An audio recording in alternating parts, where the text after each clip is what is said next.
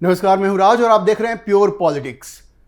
तो प्रशांत किशोर जो बिहार में लंबे चौड़े दावे कर रहे थे और जिनको ऐसा लग रहा था कि अगले मुख्यमंत्री उन्हीं की पार्टी के कोई विधायक होंगे या वो स्वयं होंगे, उनकी इतनी बुरी दुर्गति हुई है बिहार के चुनावों में कि आप समझिए कि उन्होंने लगभग 238 सीटों पर अपने कैंडिडेट्स खड़ा किए थे, 238 सीटों पे, और लगभग 90% सीटों पे उनके कैंडिडेट्स की जमानत जब्त हो गई है। जी, 90% सीटों पर उनकी जमानत जब्त हो गई है। ये जो लंबे चौड़े वादे उन्होंने किए थे ना, और आपको याद होगा किस तरह से उन्होंने अपने प्रतिद्वंद्वी पे, अपनी जो कंपटीशन में जो पार्टियां थी उनके कैंडिडेट्स पे, जो पॉलिटिकल अपोनेंट्स थे उन पे किस तरह के आरोप उन्होंने लगाए बिना किसी प्रमाण के, चाहे वो भारतीय जनता पार्टी के हों या जनता दल यूनाइटेड के हों, तमाम लोगों के ऊपर आरोप लगाए। उनको ऐसा लगा कि शायद इस तरह के आरोप लगाने से उनकी पार्टी का कोई फायदा हो सकता है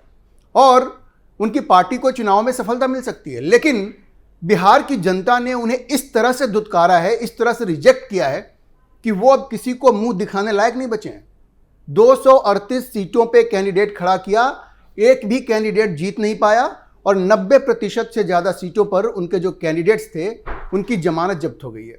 यह परफॉर्मेंस रहा है जन स्वराज पार्टी का बिहार के चुनावों में। तो 238 सीटों में से कोई कैंडिडेट तो उनका जीता नहीं, लेकिन चूंकि इतने सारे सीटों पे उन्होंने अपने कैंडिडेट्स खड़ा किए तो उनका जो वोट प्रतिशत रहा वो रहा लगभग 3.44%, 3.45% आप मान लीजिए, लगभग 3.5% के करीब उनको वोट मिले इस चुनाव में।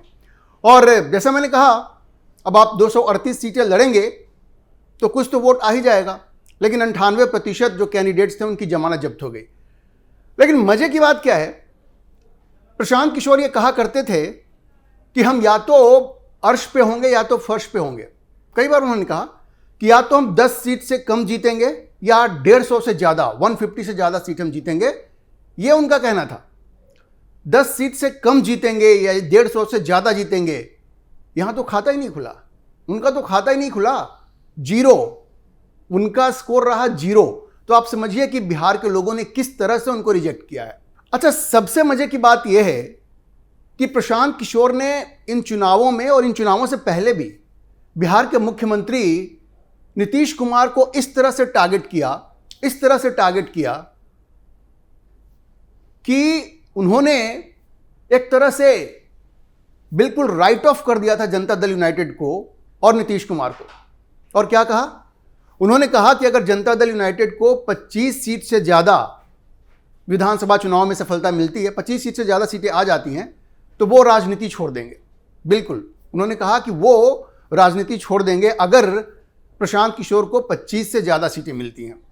अब सोचिए, प्रशांत किशोर को कितनी सीटें मिली? 25 की वो बात कर रहे थे, उनको 85 सीटें मिली हैं। उन्होंने ये भी कहा कि अगर जन स्वराज जीत भी जाती है और जनता दल यूनाइटेड को अगर 25 से ज़्यादा सीटें मिलती हैं तो आप मुझे बताना, मैं राजनीति बिल्कुल छोड़ दूंगा। इतना ही नहीं, उन्होंने एक इंटरव्यू में यह भी कहा कि इस बात को आप लिख के रख लो कि जनता दल यूनाइटेड को 25 से ज़्यादा सीटें नहीं आएंगी।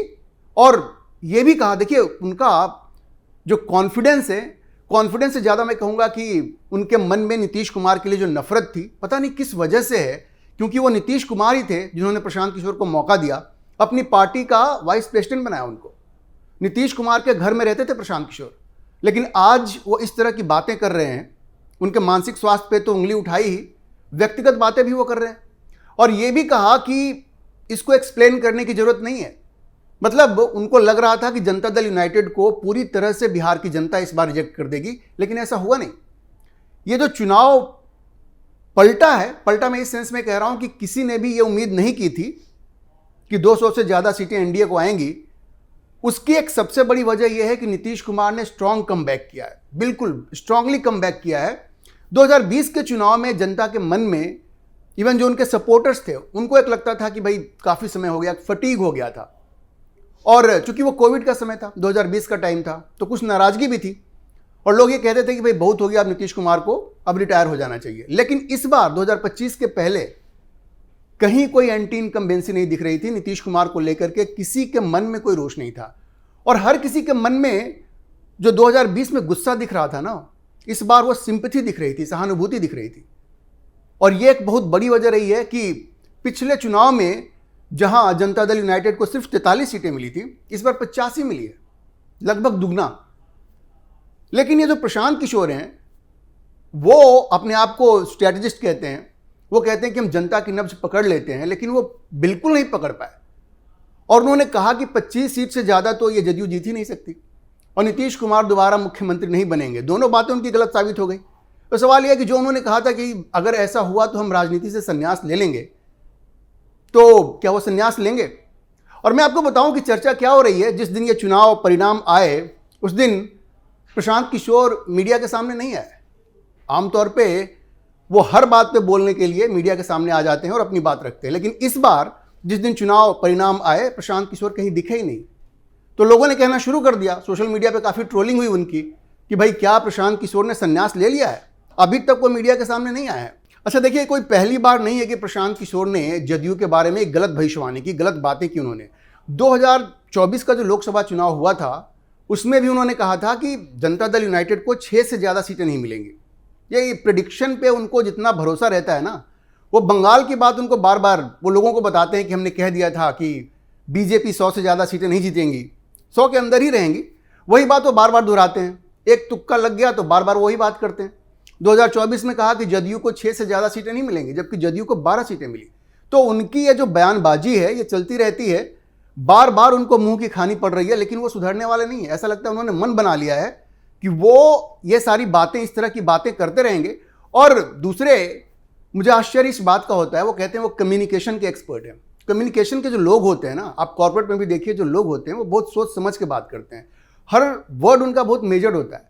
लेकिन ये प्रशांत किशोर, मेरे ख्याल से ये उनकी हार की बौखलाहट है, और ज़मीन पे शायद उन्हें ये दिख गया था कि लोग बिल्कुल उनके खिलाफ हैं, इसलिए वो बौखलाहट, उनकी बॉडी लैंग्वेज, उनकी बयानबाजी, वो ये सब एक तरह से रिफ्लेक्शन था उनकी बौखलाहट का। अच्छा देखिए, जिस दिन चुनाव परिणाम आए उस दिन प्रशांत किशोर तो मीडिया के सामने नहीं आए, लेकिन शनिवार को जनसुराज के जो अध्यक्ष हैं उदय सिंह, वो मीडिया के सामने आए। उन्होंने एक प्रेस कॉन्फ्रेंस की और तमाम तरह की बहानेबाजियां उन्होंने की। उन्होंने कहा कि ये जो वोट है वो एनडीए को इसलिए मिला है क्योंकि 10,000 रुपये सारी महिलाओं को दिए गए और इसका गलत इस्तेमाल किया सरकार ने, और इसलिए ये एनडीए की जीत हुई है।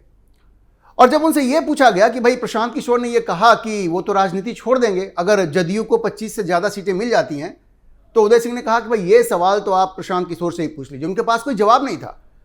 अब आप सोचिए कि प्रशांत किशोर अगर मीडिया के सामने आएंगे तो वो क्या जवाब देंगे? तो कुछ बात ही बनाएंगे, राजनीति वो छोड़ेंगे तो नहीं। लेकिन इसीलिए कहा जाता है कि अगर आप एक गंभीर राजनेता है तो आपको सोच समझ के बयान देना चाहिए। अपना मजाक उड़ाना, ये तो कोई प्रशांत किशोर से सीखे। भाई उन्होंने प्रिडिक्ट कर दिया कि 25 से कम सीटें जदयू को आएंगी और ज़्यादा आ गई तो हम राजनीति छोड़ देंगे, तो अब कायदे से तो उनको राजनीति छोड़ देनी चाहिए। लेकिन ऐसा लग नहीं रहा है, क्योंकि अगर उनको राजनीति छोड़नी होती तो अब तक उन्होंने अनाउंसमेंट कर दिया होता। अच्छा देखिए, उदय सिंह ने और भी कई तरह के बहाने बनाए। उन्होंने ये भी कहा, वो 10,000 की बात उन्होंने कही, साथ में ये कहा कि जो दिल्ली में बॉम्ब ब्लास्ट हुआ उसका भी असर सीमांचल में पड़ा और इसलिए वोट जो है पोलराइज्ड हो गया। अब इस तरह की बात तो किसी ने की नहीं, कहा दिल्ली में बॉम्ब ब्लास्ट हुआ और सीमांचल में वोट पोलराइज्ड हो गया। तो ये पूरी जो जनसुराज पार्टी है, प्रशांत किशोर से लेकर के उनके जो राष्ट्रीय अध्यक्ष हैं, ये सब लोग बहाने खोज रहे हैं। और आप देखिएगा, अगर प्रशांत किशोर मीडिया के सामने आते हैं तो ये तमाम ये सारी बातें, ये सारे जो बहाने हैं, उनको एक साथ करके, एक साथ रख करके वो एक्सप्लेन करेंगे कि क्यों वो इस चुनाव में हारे। लेकिन वजह ये नहीं है। मैं अभी आपको बताऊंगा कि किन वजहों से ये जनसुराज पार्टी की ये दुर्गति हुई है। लेकिन मैं आपको ये बता दूं कि जिस तरह के बेबुनियाद आरोप उन्होंने भारतीय जनता पार्टी और जदयू के नेताओं पर लगाए, चुनाव के दौरान ही प्रशांत किशोर खुद भी एक्सपोज हो गए। उनकी जो एजुकेशनल क्वालिफिकेशन है उस पर सवाल उठे। वो दूसरे से पूछते हैं ना कि अपनी डिग्री दिखाओ, सम्राट चौधरी को कहा। उनके एजुकेशनल क्वालिफिकेशन पे भी सवाल उठ गए हैं, क्योंकि उन्होंने कहाँ से पढ़ाई की है, कहाँ से ग्रेजुएशन किया है, कहाँ से पोस्ट ग्रेजुएशन किया है। वो कहते हैं कि पब्लिक हेल्थ में उनके पास एक अमेरिकी यूनिवर्सिटी से डिग्री है। वो कोई भी डिग्रियाँ पब्लिक डोमेन में नहीं है। लोगों ने उनसे कहा कि भाई अपनी डिग्री आप दिखाइए, लेकिन वो आज तक नहीं दिखा पाए हैं। साथ में वो जो कहते हैं कि कंसल्टेंसी का उनका जो क्लेम है कि करोड़ों रुपए उनको कंसल्टेंसी के लिए मिलता है और कॉर्पोरेट हाउसेज उनको देती हैं, तो किस बात के लिए देती हैं? वो तो कहते हैं कि हम इलेक्शन के स्पेशलिस्ट हैं, तो कॉर्पोरेट हाउसेज किस बात के लिए उनको कंसल्टेंसी फी देती है? ये बात भी समझ से बाहर है। पार्टी को जो डोनेशन मिल रहा है उस पर जितने सवाल उठे हैं उसका भी वो कोई संतोषजनक जवाब नहीं दे पाए हैं और वो दूसरों से सवाल पूछते रहते हैं। इसके अलावा पटना में 11 कट्ठा जमीन जो उन्होंने खरीदा या जन स्वराज पार्टी ने खरीदी, उस पर जो सवाल उठे उसका भी आज तक उन्होंने कोई जवाब नहीं दिया है। तो इस तरह के तमाम आरोप उनके ऊपर लगे हैं और अब चूंकि वो हार चुके हैं बुरी तरह से, तो ये सवाल अब और गंभीरता के साथ जो उनके अपोनेंट्स हैं, पॉलिटिकल अपोनेंट्स हैं, वो उठाएंगे और उनको जवाब देना पड़ेगा। अभी तक वो इन सवालों से भागते रहे हैं, लेकिन चूंकि चुनाव में उनकी इतनी बुरी हार हुई है तो उनके जो अपोनेंट्स हैं वो और ज़्यादा अग्रेसिव हो जाएंगे और ज़्यादा आक्रामक हो जाएंगे और प्रशांत किशोर के लिए बड़ी मुश्किल होने वाली है। अच्छा, मैं आपको बताता हूँ 3 ऐसे बड़े कारण जिनकी वजह से प्रशांत किशोर की इतनी बुरी हार हुई है।